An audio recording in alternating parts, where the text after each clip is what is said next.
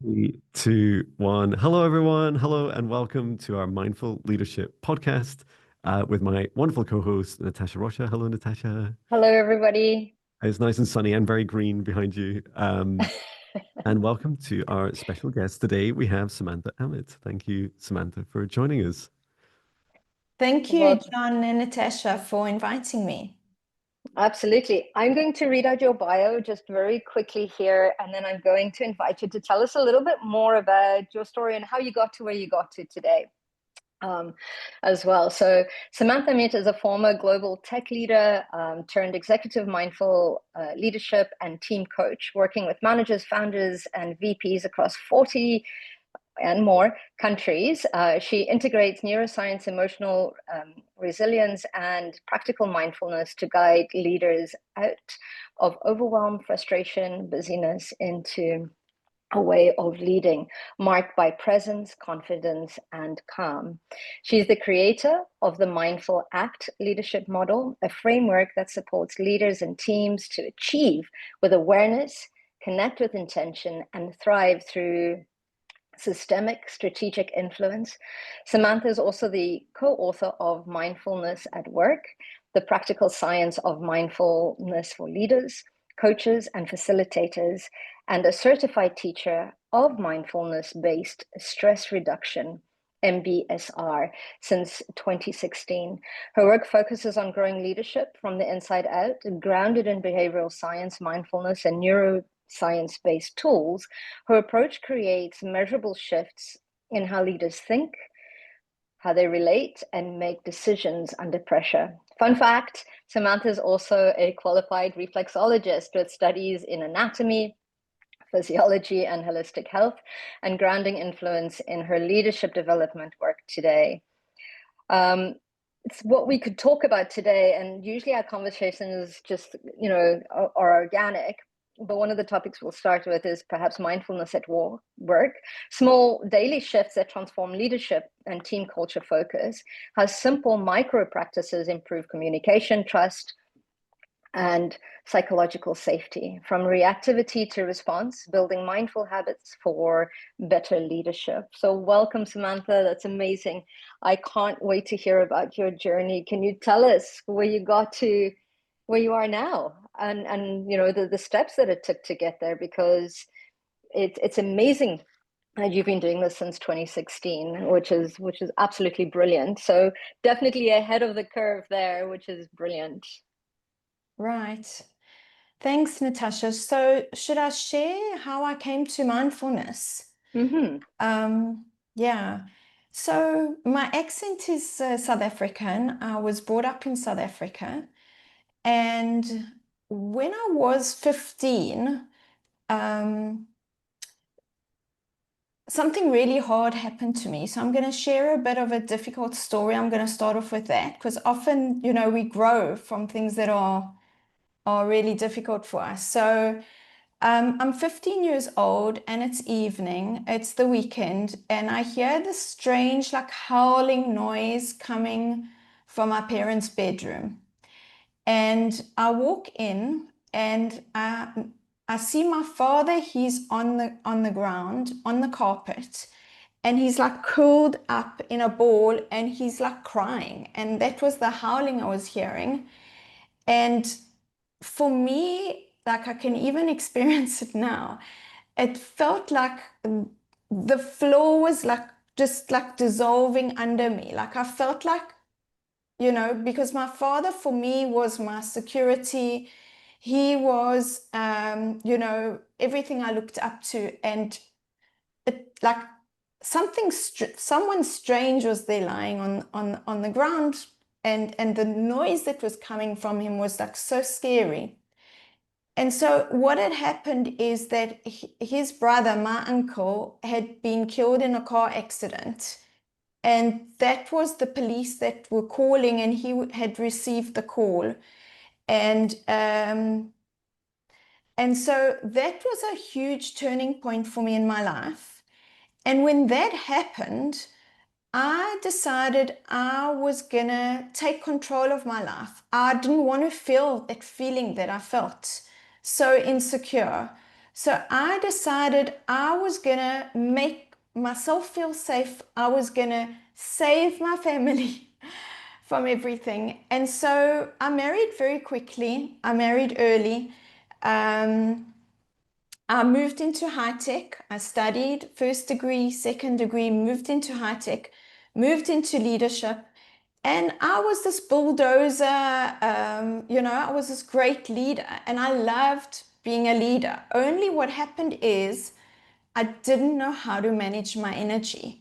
And so I've seen you, Jon, you speak about energy leaks, and my energy would leak throughout the day, and I didn't have any way to even notice that I was like just giving everything out. That when I came home at the time I had already two small kids, I had no patience left for them. And so what would happen is I found myself shouting at them. I found myself seeing my kids as a disturbance. So just like a regular scenario would be, I would fetch them at 5.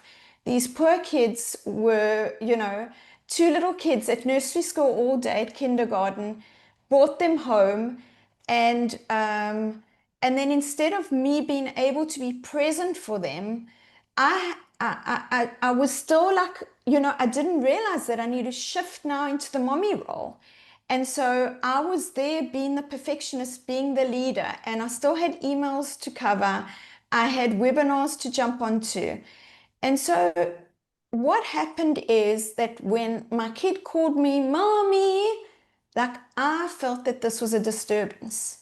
And so I suffered from me shouting at them, and then in mindfulness we call it the double arrow.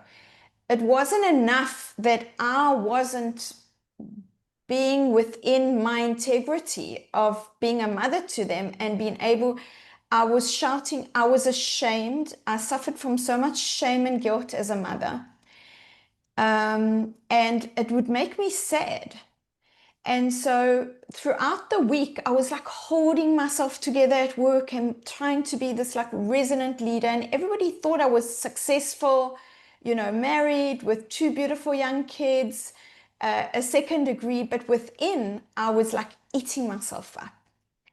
And so the turning point came when I went on holiday to South Africa, because I moved to live in Israel. And what I forgot to say is, because I moved to live in Israel, I married an Israeli. My parents were in South Africa and my husband's parents were in the South, so I had no help at all. My husband was in high tech, I was in high tech. And I came home and I just felt like, I don't know, so I knew something had to shift.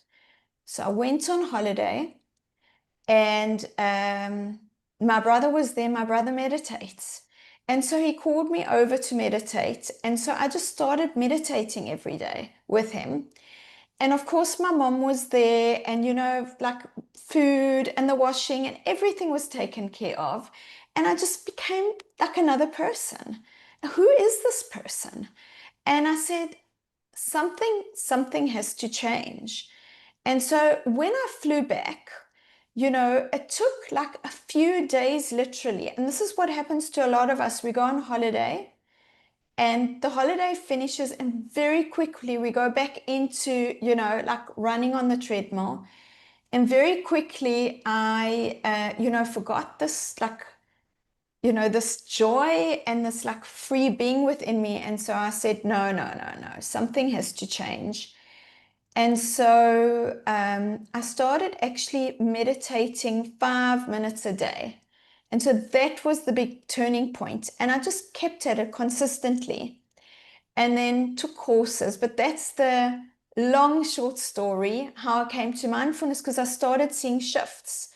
I still saw that I was still shouting at my kids, but I started forgiving myself.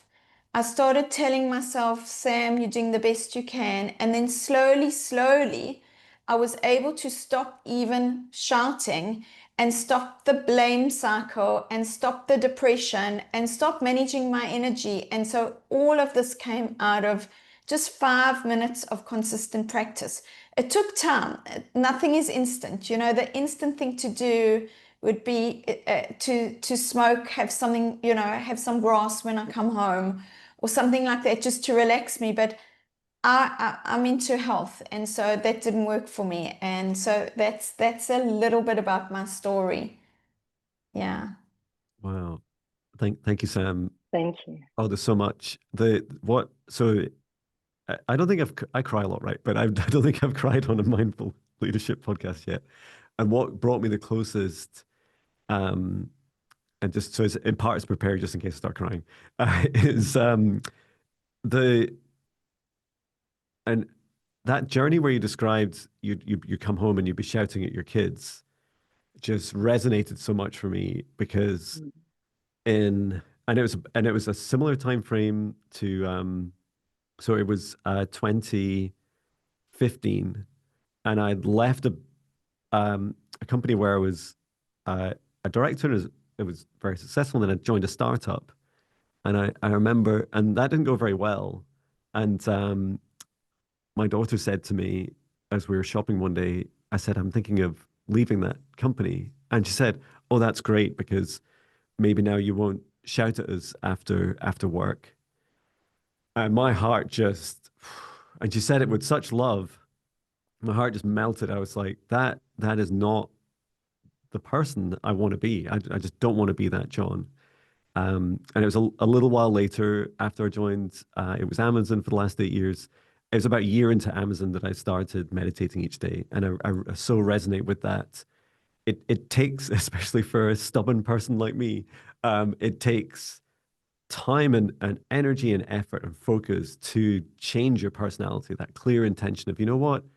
I'm going to make that 5 or 10 minutes every day. It doesn't matter that I've got a VP presentation. I had like VP presentations, director meetings, like almost every day. And it's like, I felt guilty sometimes putting that time apart, saying first thing in the morning, get up 5 minutes early and meditate, or get up 10 minutes early and meditate.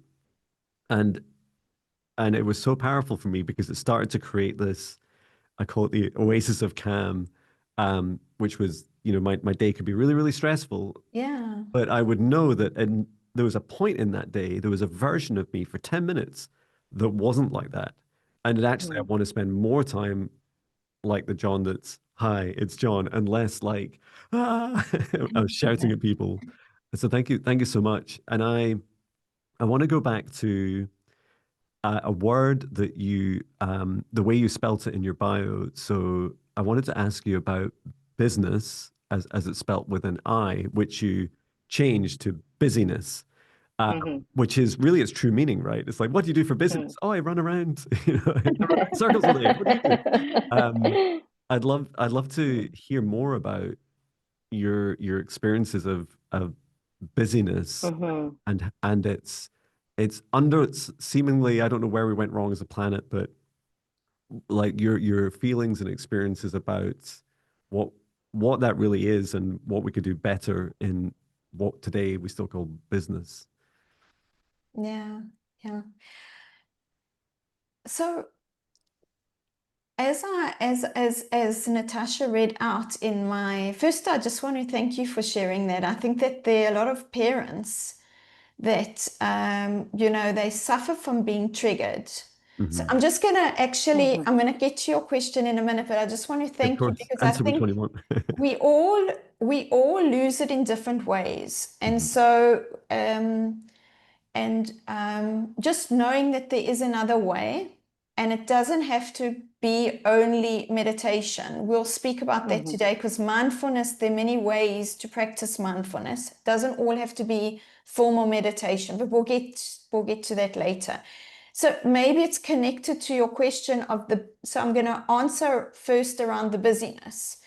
So our culture is all around being busy because people think that when you're busy, you're more productive. And the thing is, actually busyness is very helpful because when you're busy, you don't have to get in touch with your feelings. You don't have to get in touch with your anger or your irritability or frustration or your disappointment or your discomfort. And so people tend to get busy and they don't know how to rest. So that's one of the things that I help leaders with, because if they want to actually be strategic, you have to slow down. Because what happens with the busyness as well is that if you do really well in leadership, then you make your way up the corporate ladder by being busy and by being focused. And usually you're very good at what you do, but you actually have to unlearn a lot of things in order to move to the next level. So say you want to move to, let's say, senior director or VP level, you need to get out of the weeds and get out of doing things and get to a new level. And for that, you need mindful leadership. And so for that, you need space. And so that's the busyness part of your question. And I'm not sure if you also asked for the business side of it, or we'll get to that later. Yeah, we can get to it later. It's fine. That's perfect. Yeah. That's absolutely beautiful. And you're right about there being different ways of connecting in. For me, I started hitting burnout and I thought, I need to go back to my spiritual roots and see what's happening with my chakras. I felt blocked. I felt stuck. I felt like I didn't know what was happening. And I grew up in a family that did a lot of like hands-on healing, and we're Portuguese South African. So all my terminology is in Portuguese. And I talk about typing in kind of like, um, hands-on healing, and Reiki popped up. And it was so beautiful in the sense where I went and I did, actually one of the universities in Calgary was offering it. And I went and I did it through there. And it was so funny because they give you 5 principles to work through. And one of the principles is, just for today, I will not be angry. And you talk about shouting at your children. My kids must have been about like maybe 7 and 5, 4. And I remember getting home and I was like, okay, girls, it's time to go and bath, and I said it once, I said it twice, I said it the third time. And I remember being down at the bottom of the stairs going, girls, it's time to go and bath now. And as they were walking up the stairs, I muttered, just for today, I will not be angry. And the eldest one looks at me and she goes, well, you haven't mastered that one yet, have you, Mom? And that absolutely shifted me into a laughter at laughing at myself for that, agreeing with her, but it just snapped me out of it. And it was so interesting because it's like you say, there's different ways of doing that and in those mantras. And I love that you talk about small increments, because it reminded me, because it's just for today, one step at a time, moving through this, together. And I agree, meditation, I do a lot of meditation as well in order to support that. But you're so right. I think I was reading a statistic that said 68% of leaders report like improved decision making in having a mindfulness practice, which is absolutely beautiful, because I hear a lot of leaders saying, I don't have time for that. And I think it's like one of those things, kind of like in meditation, where it's like, if you don't have time to meditate, you need to meditate twice the amount of time. So I'm wondering what your thoughts are on what does mindfulness look like in business? Yeah. Yeah, it's a really important question. So there are many ways we can answer that. I'm a very practical person. So is it okay if I go the route of, how can somebody that's maybe listening to this podcast practice mindfulness? Like, how could they do it like right now? Yeah. Yeah. Would that work to offer something already? Okay. Yes. Beautiful. So I mean, you both know the first thing is connecting to the breath, right? Yeah. So so just now while you're listening, you can just breathe. Beautiful. And there's no special way to breathe, just connect to the breath, maybe feeling your body in the chair.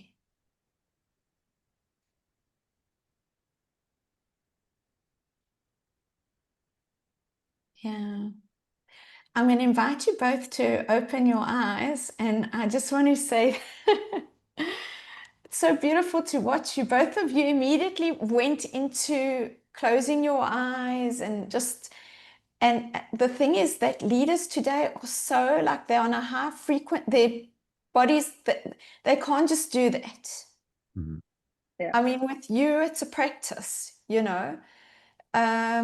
What you can do while you're listening, and like let's say you're in meetings, I'm in tech most of the time. The leaders that I coach, many of them are in tech, and so they're in lots of meetings, back-to-back meetings, and so they can breathe in those meetings. They can feel their feet, like now, feeling your feet on the floor, grounding yourself. Yeah. And so I have this model called the Mindful Act Leadership Model that I introduce. And so it's an acronym ACT. And the ACT stands for Achieve, Connect, and Thrive. And why I called it ACT is because mindfulness is an active practice. Like, you need to be conscious to follow your breath. You need to be conscious to drop into the body. And so a lot of people think, you know, mindfulness is about rest, but it's actually not. It is taking a pause to be conscious, but then what will you do in that space? And so if I go back to the ACT model, the A stands for how can I achieve more? And that's about me and myself. I can actually show a visual if that's helpful. Would it be helpful? Should I just talk it through? I'm not sure. Yeah, both is absolutely fine. The podcast is in some formats just audio, so feel free to Okay, so let me just talk it through. Okay, so the A is from the ACT is for achieve. How can I achieve more? And there's the polarity there of me understanding myself, understanding my values, understanding my strengths, and how can I be my best self. But at the same time, I also need to manage my stress. Even good stress needs to be managed because stress is an inverted U. And so when I hit the top of that inverted U, my productivity is gonna start decreasing. So I want to notice what's going on with me in my body. So the achieve part is about what's going on in my thinking, you know, what's going on in my body, my sensations in my body. So even now, how does my body feel right now? And you can ask yourself, what's my energy like from 1 to 10, where 1 is low and 10 is high. So I can check that throughout the day. Like, you can have a mindfulness bell that can go off on your phone that you just breathe and say, what's my energy like now? And then when I notice, oh, wait, it's a 5, 5 is low for me. So what do I need to do now? Because it's a 5. And that way, if you want to practice mindfulness and you want to just practice it with yourself, first of all, when you go home to your kid, maybe you won't be a 5. Hopefully you'll be a bit more. I mean, I used to walk in the door at like a 3 sometimes. So that's the achieve part. That's me and myself. Should I stop before continuing? Because then there's the connect and the thrive. go ahead. No, Okay. go ahead. Yeah. Thank you. Okay. So the connect, the C is for connect, and it's all about me as a leader in my relationships. And it's about my one-on-one relationships. So it's my one-on-one meetings with my directs. It's about my one-to-many relationships with my team. And this is all work around like what triggers me. And again, I can notice my thinking. I can notice my emotions. I can notice what's going on in my body when I'm with somebody. And so maybe I'll pause and give an example of yesterday. So yesterday I'm coaching, she's, personality type A, everything's in control. She's like a amazing leader, red fire energy, like fast, fast, fast. When she came into the coaching, I had to like catch up with her. Like, I'm so slow. She's like, she speaks fast. She does everything. It's hard for her to let go and delegate. and everything has to be perfect. So, of course, that resonated with me. I was the perfectionist, before. And so, what we're working on now, as an example of mindful leadership, is that she gave me an example. I didn't even tell her what to do. But before, she met with one of her directs in person, actually. And what she did is she just slowed everything down. So before she went into a meeting, she didn't want to meet with the guy. And I said to her, no, let's just call her Cindy. Cindy, that's not a real name. Cindy, you're meeting with him because this is an opportunity for you to grow. But before you meet with him, I want you to pause before and decide, that's your intention, how you want to be when you're together with him. That's the connection piece. And so what she told me yesterday, I was so proud of her, is that she decided that she's going to put her negative thinking and her judgment aside, and she's going to go in with a clean slate. And she actually managed to do that because she programmed her brain to tell herself she's going to do that. And she went in and she said the conversation was completely different. And so this is mindful leadership in practice. She doesn't meditate. She's like always on fire. All she did different was she paused before she went into the meeting. She took a breath and she decided how she wanted to show up, that there was going to be a resonant connection. So maybe I'll pause there. Fabulous.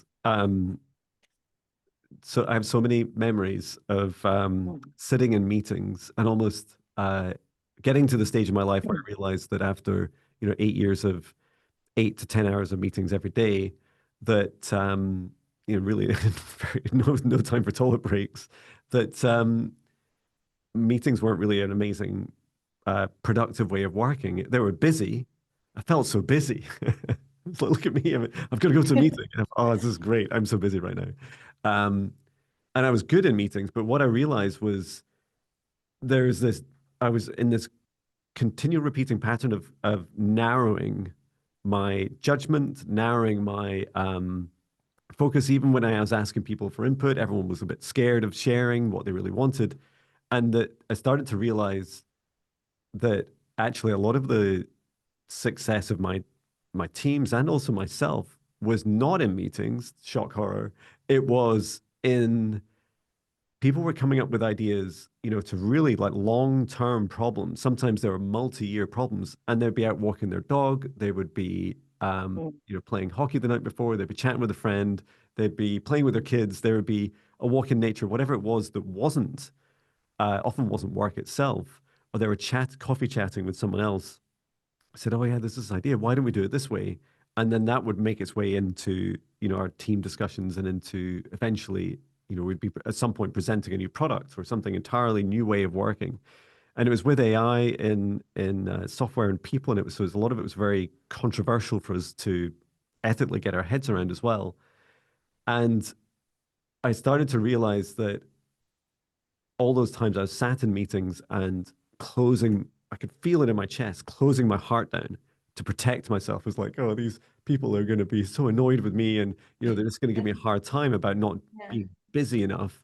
And yet, what I started to realize was I really loved, Sam, you're talking about the just taking a breath. I started to realize in meetings, if I just took a breath and felt into my body, somewhere in my body, I could feel these ideas, and they're really quiet. When I was shut down, I would just make my voice so quiet so it wouldn't, I didn't want it to come out my throat and to share it. And then, but the more I took a breath, and the more I would just look around the room, and I'd look at people, still be, visually engaged and energetically engaged with people, and just open my heart a little bit more and really, really try and listen underneath the words of what is it they're trying to say. And sometimes they were just saying, "Am I exhausted? Please let me out this meeting." Sometimes they were saying, I've got some genuine concerns about something, and they're struggling to articulate some of the emotion behind it. Or sometimes they're just, not really aligned and not really enjoying the job, and that's a whole other problem. But it wasn't really the problem or the focus of our intention of the meeting, what I was really trying to do is bring forward new ideas and solutions. And so that's really started to get me changing the way I worked, starting to become much more collaborative and seeing it try and get everyone like at least a day a week where they were just collaborating and doing the things that was gold dust. They were creating things that I could never have dreamed of and totally changed the way, to your points about strategy, totally changed the way that we worked. They were revolutionizing the way we were working just by creating that space.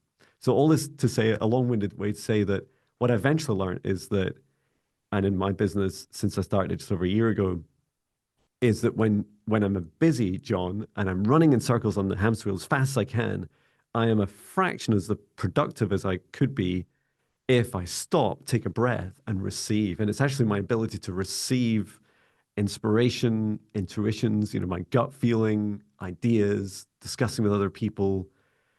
And I feel, as I say it, I feel it, this big opening of my heart. Suddenly I don't need to be busy to be productive. I can receive a lot more, and it will fundamentally change the way I work. And I was really interested in hearing a bit more about some of those experiences as well that you have with people. What did the T stand for? The T is for thrive. The That's the thrive. Fantastic. business, yes. I think that's what I'm asking is Yeah, the yeah, thriving aspect. yeah, How does it feel when you're thriving? yeah. So, it's very interesting because I myself I have evolved a lot since I even created the model. So initially the thrive was supposed to be for me thriving, and it was the whole work-life balance thing. Mm. And then I realized the more I grew as a person, because I'm now also a team coach, that the thrive isn't about me. The thrive is all about we. Because when we are thriving, it's so much more powerful. And I just got goosebumps now. Yay. Like, look how amazing it is that you're doing the podcast together, right?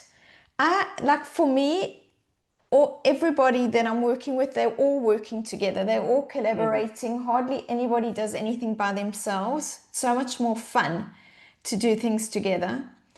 And so the thrive piece is the many to many relationships. So the A is me and myself. The connect is one to one or one to many. And the T is the system. So it's the many to many relationships. In my world, all the leaders that I work with work globally. And so their teams are dispersed in multiple locations. So you gave an example, Jon, that at the water cooler or at the coffee, like people used to speak and you get ideas and whatever. And we don't have that anymore so much because the people that I'm working with, they're all over the world. And so their teams are in 3 different places, if not more. And then sometimes also the teams that they're working with. So the teams don't work in silence. It's a team of teams have to work well together. And the more that the teams work well together, that's true mindful leadership, conscious leadership, then the company thrives. And so my big role in my work every day is not working on the breathing and not working on, even that's important. A lot of people do that. What I help the leaders I'm coaching do is to figure out a way to create more space so that they can actually be more business-like. That's the business, that's the team, and help their teams to be more business-like. Because the truth is that in any company today, if the company is not thriving, you're not going to have a job, and people are going to be laid off. Now, you'll be surprised, but I actually have a few nonprofits. And it's exactly the same there. You would think that in a nonprofit, everything is, we're helping these people. It's not like that. It's just as hard as in the corporate world, just as hard. As an example, I have a client that his whole team is now going to be let go and they're going to outsource everything. And this is after he promised his team, now he needs to go back and start retrenching. And so mindful leadership is so important because it helps us be our best self. It helps us be calm and bring trust into the world, because a big part of mindfulness is like trusting in your moment and knowing that, I don't know, you'll be where you're meant to be. And whatever happens to you, you can handle that when you practice mindfulness, because everything is a gift. Every moment is a gift. Yeah, that's very beautifully said. And I definitely think that as soon as we remove the competition and we work into collaboration, it already calms the nervous system. And I think that's important. Looking at the future is bringing in that collaboration, is bringing in that, how do we work best? And I don't believe we're separate from our businesses, because the energy, the blueprint is the same. And if there's something within us that is not well, it absolutely reflects it in the external world as well, which is beautiful. And I love that. I've been working a lot on, I do a lot of work in the Akashic records, and it's beautiful in the sense that in order to receive the information, one needs to be at this point of zero, the nothingness, that space where it's everything and nothing. And that's where we're allowed for all those possibilities to jump into that space of like that mindfulness aspect of it. And I think it's so beautiful that if we start to bring that in, we have more clarity of how to respond. And I think that with you spoke a little bit earlier about how we all look externally because it's too hard to look internally. And I noticed that with a lot of my clients during COVID, they're so used to being busy outside of themselves because it didn't give them an opportunity to look within. So they found those 2 years of COVID extremely taxing because there's nowhere to go but within.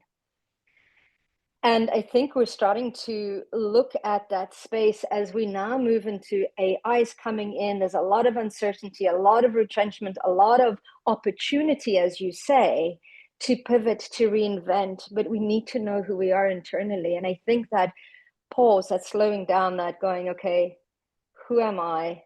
Why am I here? How do I respond? And the beautiful thing of kind of like tying it back to that 0 point is, I see the heart as the 0 point, as Jon was saying as well, that very much being heart led, because even if we look at it from a space of chakra, it's the middle chakra that connects the higher chakras to the physical chakras. It's that 0 point. And a lot of us think it's that unconditional love, but to be at that 0 point is the unconditional love aspect of it, because you allow anything to be possible. And you choose with your heart which is in alignment. And I love that you're bringing that into that space of leadership, and how do we navigate these times, and knowing that it will be okay because everything fits into that perfect timing. And in that sense as well, what do you think about constantly attracting towards us that next step, even though sometimes it feels out of control, but we're always completely in control, even when we're allowing that out of control to be there. So what could you say to these mindful leaders to allow a little bit of that space to flow, to be in that space of neutral, kind of like how your client said, I'm going to park all of this of what I think about this client, and I'm going to go into it with a neutral space. And what a beautiful meeting she had. And how do we adapt that to everyday business? Yeah, thank you for the question, Natasha. So important. So I have many micro habits that are helpful, and some of them we've already spoken about, and I'll be sharing more as we move forward. I do think that we all need a guide. So we need a guide, we need a mentor or a coach or a therapist or a teacher. And that person could be a virtual, like listening to a podcast and having a teacher that's not a personal teacher. But we need somebody to take us to our next level. So a big part of my work is helping people move to a next level, mentally, emotionally, physically, and also spiritually. And so to be able to receive, we need to be in a place where we can receive. And so either we can get ourselves into that place with help, or we need extra help. And so it may be one-on-one and it may be like virtually. And everybody has different things that can help them. So maybe let me just stop and say, have I answered some of the question? Let me just pause a second and Yes. okay. So do you want to continue to ask me? Because I just want to be focused on what you asked me. So one of the part of it is, how do we slow that down into that nothingness? Do you have a micro habit that we could, besides meditation or besides connecting into our breath? Yeah. So I do think that if you know, to live today, we do want to move forward. Okay. So we want to continually be moving forward, but we want to also look back. So we learn by looking back, and we want to feel comfortable to look forward, look back, that reflection piece. So the way I work with mindful leadership and conscious leadership is to meet the person where they are. So if there's a person that doesn't like to rest, don't rest. But let's find something that works for you. So a lot of people like to walk and they like to do exercise.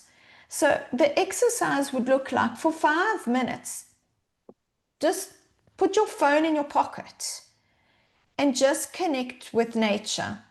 So it could be, nature's wonderful for healing, and we all need to heal. Okay, we all have wounds, we all have energy that we need to, we have to clear our energy continuously, because within the system is very messy. And so we have to continually be clearing our energy. And so either somebody else needs to be doing that, or we need to know to do that. And one way we can do that is by being in nature. And so even if you've got a park where you can feel yourself walking on the ground, look at the different colors. Like I'm looking out my window now, I see blue. I see leaves blowing on a tree, and I can breathe. This is a mindfulness practice. And then I say just slow your step down just a little bit more than your regular speed, and try and get out of your head and just into the present moment, and just do that. And then what's going to happen is life will happen. So there'll be a noise there. Okay, kids playing. Oh, great. I noticed, kids playing. So you can go there, and then you go back again into the body, into the next step, the next breath. You breathe with your experience. It's not just about breathing, it's about bringing the breath into whatever you're doing. And so our breath is our anchor with whatever we're doing. And so I love colors. So noticing the colors around you and just being, we don't know how to be. We know how to do. We're human doings. We're not human beings. And so one of the practices is trying to, and what I do try and do is to get people to, even during their day, if they're in the office or at home, to get up off their chairs and go for a walk. Some of their meetings will be on the phone, but walking, to move the body is a very good way to get out negative energy. It's very important. And so if part of their walking that's maybe on the phone, like 1 minute of it can be just breathing, connecting, and then starting the call. And then the same thing when the call finishes, again, just not going into the next thing, but just like checking, how am I right now? That's it. And then if you notice, I'm feeling really bad, I'm feeling anxious, I have a headache, don't be scared of it. It's okay. It's okay. It's normal. And it's good that you noticed it. Okay, so now what? What's the next step, to use your words, Natasha? What's the next step if I've noticed that I've got a headache and my heart is closed and I'm really feeling scared? Well, what is my next step? And so depending on, the maturity of the leader, will work on some of the stuff, or they'll have their teacher to work on it, or whoever can help you. We need to know how to shift through any state.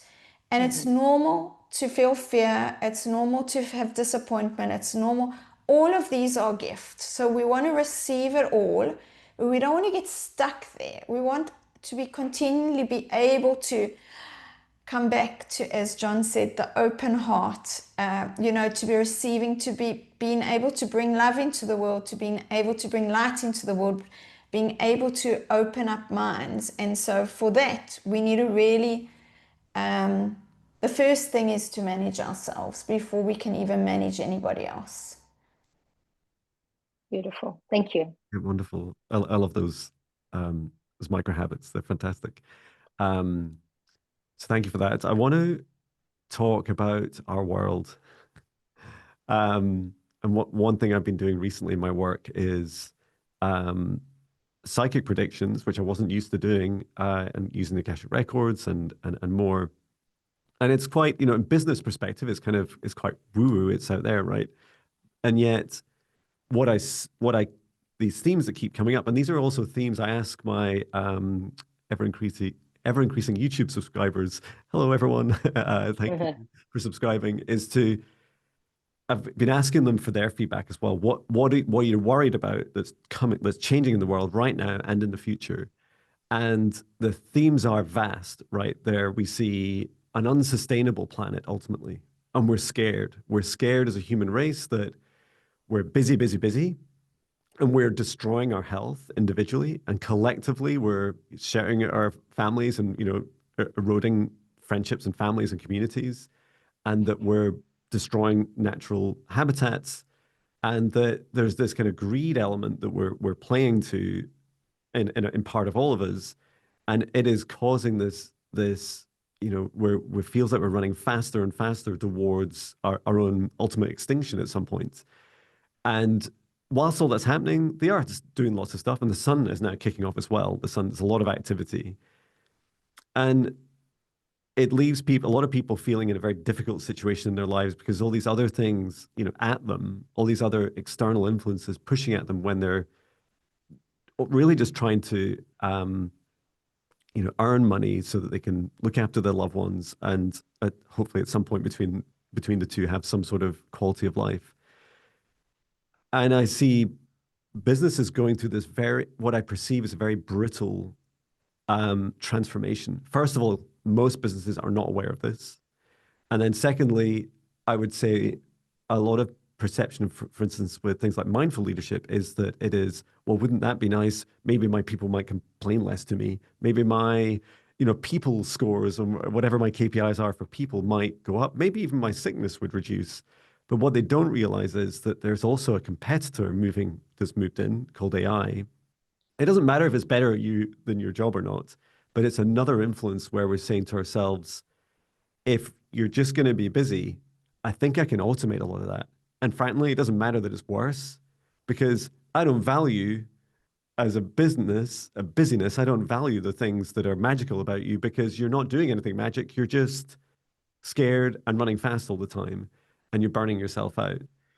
And I feel that really our opportunity as a human race, as we reconnect back with our hearts, is that we can create well beyond and solve so many of the problems that we face, just stepping off that hamster wheel and taking a breath and feeling, oh, hang on, we all have loved ones. We all as a human race face these same challenges, and rightly so that these older brittle systems and ways of working should fall. Like they will, if they don't damage our own health that we're doing to ourselves individually, it's going to cause a lot of problems as it is globally.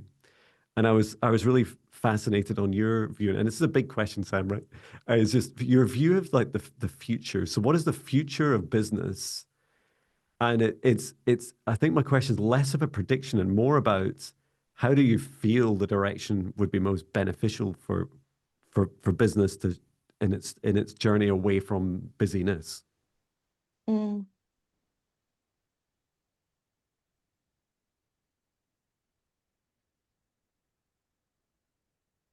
Yeah, so if I go back to the model of the ACT, the T is the thrive piece, Mhm. where we're thriving instead of surviving. So for the business to thrive, um, and for the people within it to thrive,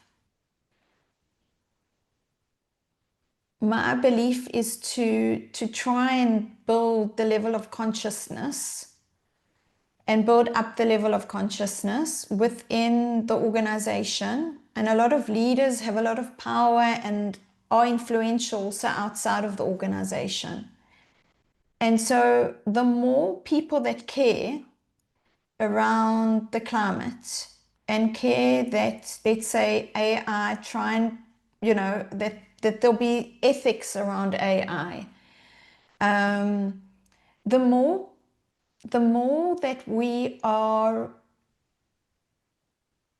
trying to make our world a better place, I think that that's all we can do. So when I'm working with a group or with a team, I need to meet them where they are. I can't meet them 5 steps ahead.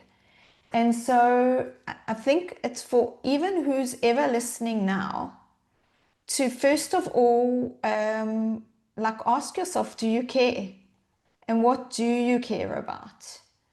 And so just starting there with small steps, because everything's energy. And so if you shift something, like even like 0.0001%, it's going to have an effect not only on you, your team, it's going to have effect on the world actually. Because what we're doing now is having an effect on the world. And so, and it can become a ripple effect when there's enough movement in a positive, more love, more light.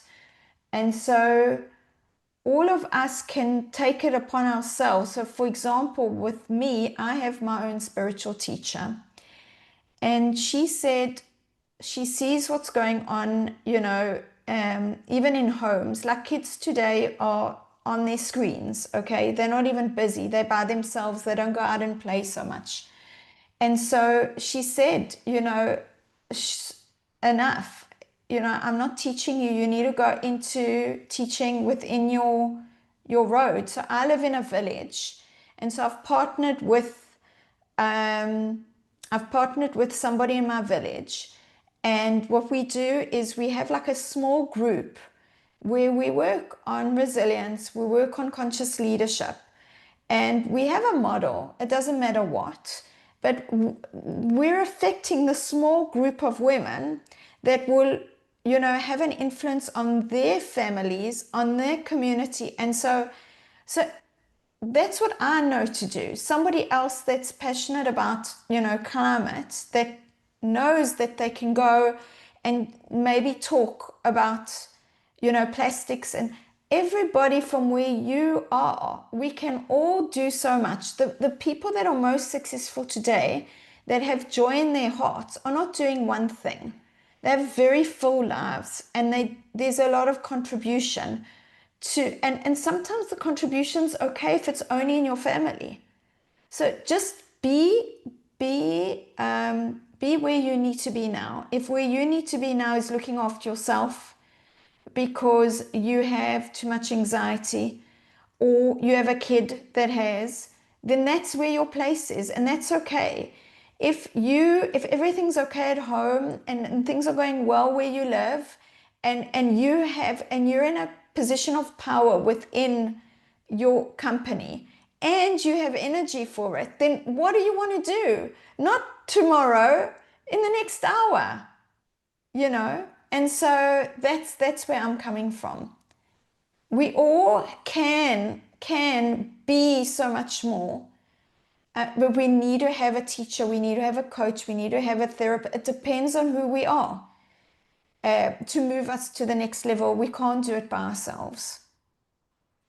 And the guide may be from another life, if you know how to tap into that. But I mean, I don't usually talk about that, but I know that's your field. But my clients are not there Absolutely. yet. Yeah. No, I Excellent. absolutely love that. And it's if we want to see that external change, it has to start with us. And I do a lot of ancestral work.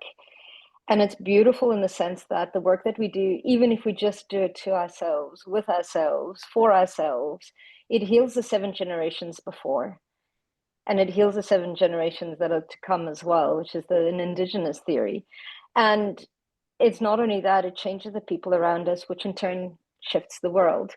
And I absolutely agree with, we all have that beautiful blueprint of what drives our passion. So it's falling into that. So if it is climate, if it is whatever it may be, do that, because it's about following our joy. A lot of the times we try and fit into this framework of what we think other people or our parents or whatever think it would be. And we live life for other people and not ourselves. And I think that's where a lot of the anxiety also starts to come in as well, in that sense.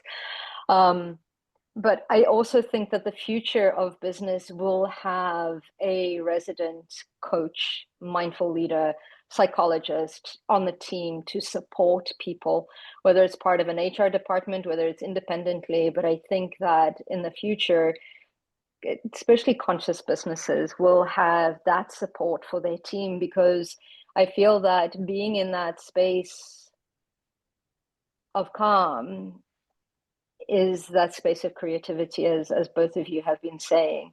And it's time that we start giving from overflow, not from burnout, because I think we're all moving from that space of giving from empty. And I think by having this, we learn to fuel ourselves first, and then we're more creative. We bring up solutions that are more adapt. We move faster as well. If the busyness is conscious busy. It's flow. It's not this forced kind of like I have a deadline. It's that flow of what is in space, is what I've tended to see.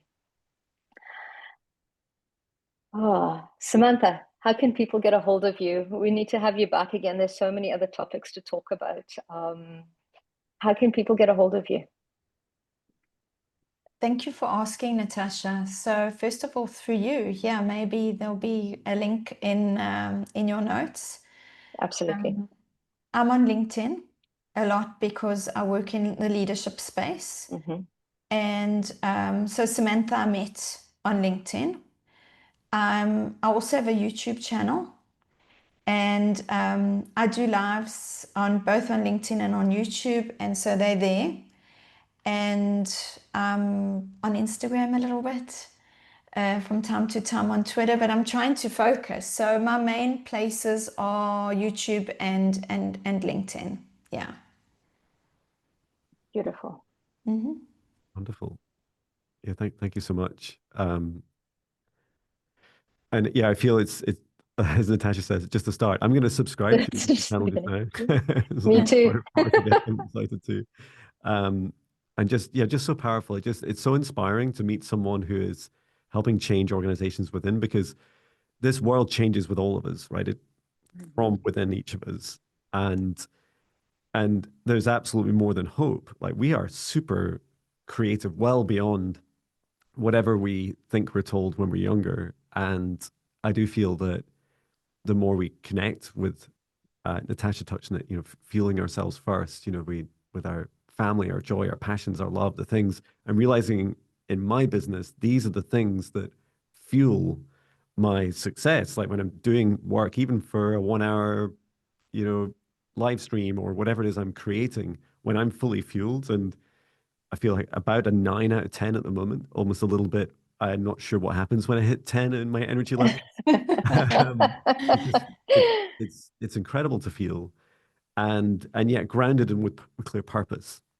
And I do think, one of my um, uh, appeals to our audience is that if you're working in a job for someone else, figure out in this world what you do want. Like, what would you like? And because you're not going to change the world overnight, or you might have some big leaps and transformations, but know that once you decide what you want, you can then start to ask yourself questions like, oh, is this company aligned with that? Can I help influence the company towards that? And there often it's the very small things you do that make a huge difference. And I loved your answer to almost an impossibly difficult question. So thank you, Sam.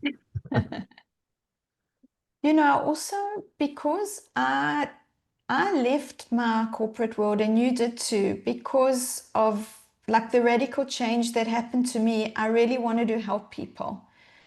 And at the same time, what I want to do today is actually help people stay at work, because if they have a value of responsibility, I mean, you stayed for all those years because of your value of responsibility. And a lot of, the people I serve are, being able to send their kids to universities, and being able to, some of them are supporting their families and parents. And so you can actually create a shift in your company that you're in right now. So you need to see, first of all, the acts. You do need to look after yourself, and then start with your team. And a lot of people, they're really doing well with their team. So then it's actually trying to work on the team of teams approach. And when you do that, you create a shift within the company. So, yes, the company can bring in coaches, but you can even listen to podcasts, and there's so much out there. We're very, very blessed today. And we can create a lot of positive change within the organizations that we're in, and then create for ourselves a path. Let's say we want to leave. You can't always, like, let's say you know what your purpose is and you know what you want to do. You can't always leave straight away. So part of that is patience, part of it is learning. So I can learn, I can volunteer, I can, in my spare time on the weekends, maybe, learn more about this other business that I want to move into. And so there's so much opportunity today, especially with, everything being available to us. And for sure, connecting to your inner joy is like, it's like the ABC. So connecting to your joy, and if you can't, then you need to figure out how I'm going to bring myself back to center so that I can access that love, that I can access the joy. And so if you are feeling if you're feeling like you can't access the happiness or joy, it's very fleeting, then that's also another reason why you need, some kind of support. Yeah. And it could come from simple things, but not just like, I work a lot with myself on resistance, because I'm always like resisting. Like I see like the stain, I see the hole in the wall. And so I'm training my brain all the time to see that like as a small little thing, and like I see the yellow instead of seeing the little black dot, you know? Yeah. Absolutely. We're so trained to see that black dot, right? And then we can't unsee it after seeing that, right? So it's a great practice, I think. Shall we drop into a quick meditation? Sure. No pressure. Let's just see. Let's see how we get on. I'm going to invite you to close your eyes and take a couple of deep breaths.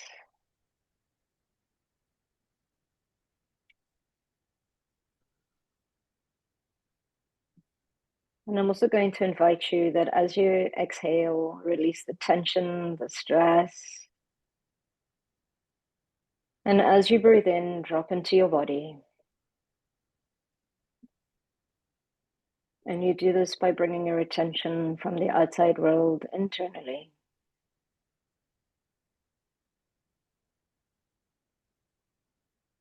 And focus, what does it feel like? Nowhere to go, nothing to do, but just to be here and now.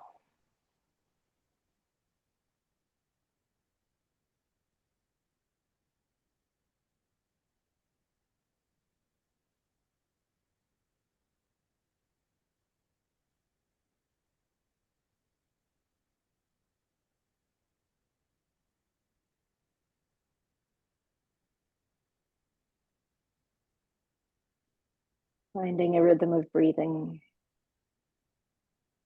that is in alignment with you.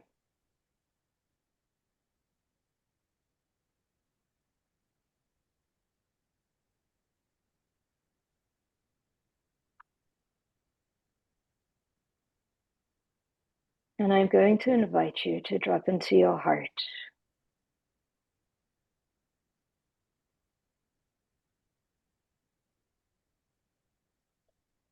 That space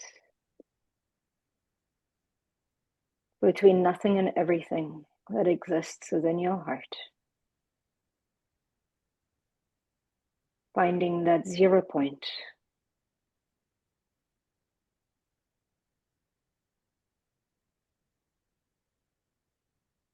The ultimate being.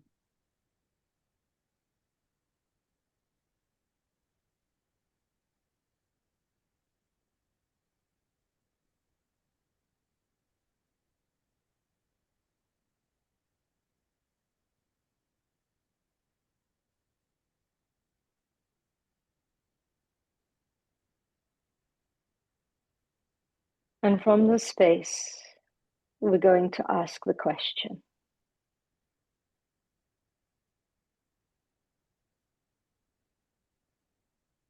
what fuels me?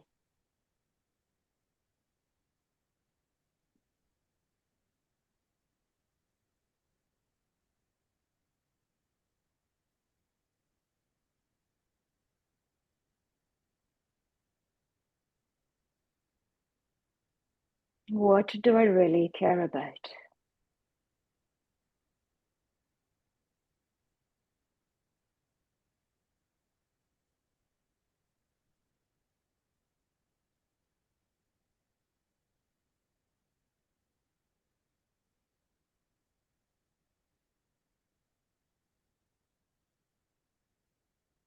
What brings me joy?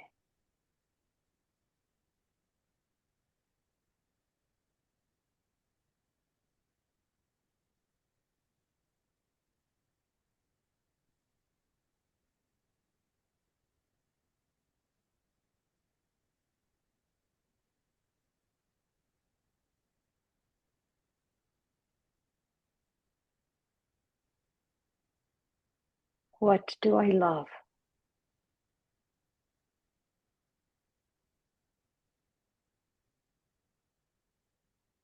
And as you connect into that space of love,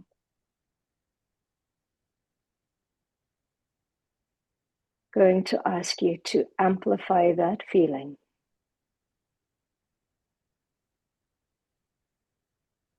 And allow it to vibrate through every single cell within your body.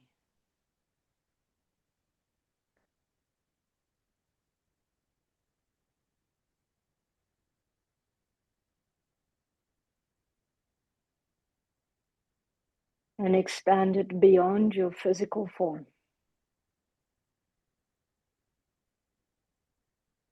So that you are vibrating at that frequency of love. Allow it to feed, to nourish, to nurture every aspect of you.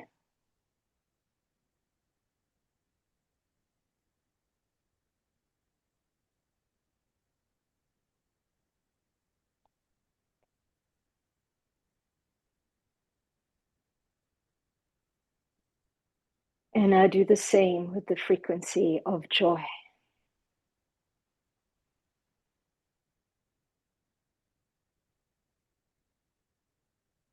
Allow it to run through every single cell,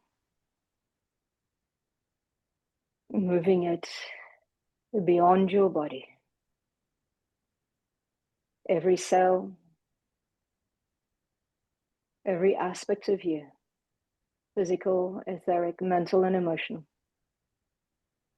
vibrating at the frequency of joy.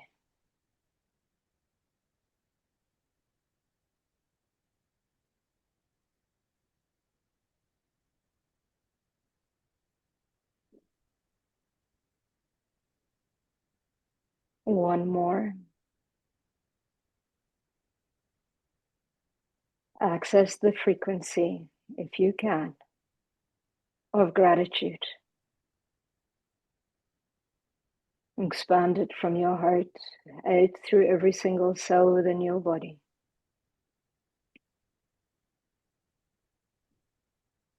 Beyond your physical into your auric field. The frequency of gratitude.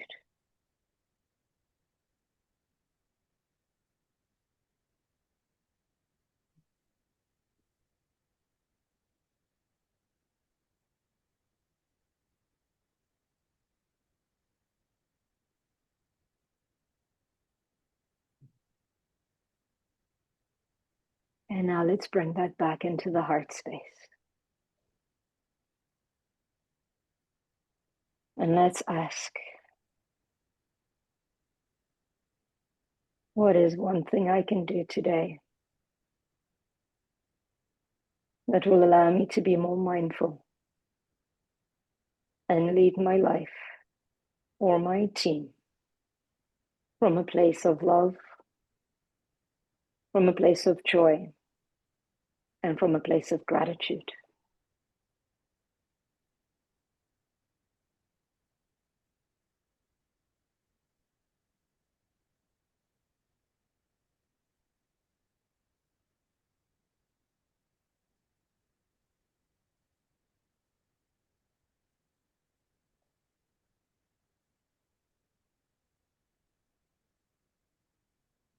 And give thanks to the experience, to the knowledge, to the wisdom of you. And take a deep breath. And when you are ready, you can open your eyes. Write down whatever you had, the information, and make sure you follow it today. Thank you. Wow. Thank you, Natasha. Mm. You're welcome. I am fueled by love, and then I was even more saturated with joy. And this, I have an action after this to not do too much this afternoon. I already have. Just my work is already really, really exciting, and just not to overdo it, which was really lovely. Um, but thank you so much. Thank you, Samantha, for coming on Thank today. It's you. just so wonderful to meet you, and to go into some, quite difficult topics that our world changes. And just thank you so much for your service to so many people and helping change people's lives. As you said, it's a butterfly effect. Even just one micro mindful practice can make such a huge difference in one person and many's, and we all have an opportunity to lead by example. So definitely be in touch uh, to chat again with you. And yeah, Yes. thank you once again. I will make sure that your details are in the description of the video, or if you're listening to us on Spotify, Apple, Amazon, there's a whole range of different platforms, then just check out the description of the podcast as well. Thank you again. Thank you so much. Thank you. Thank you both so much.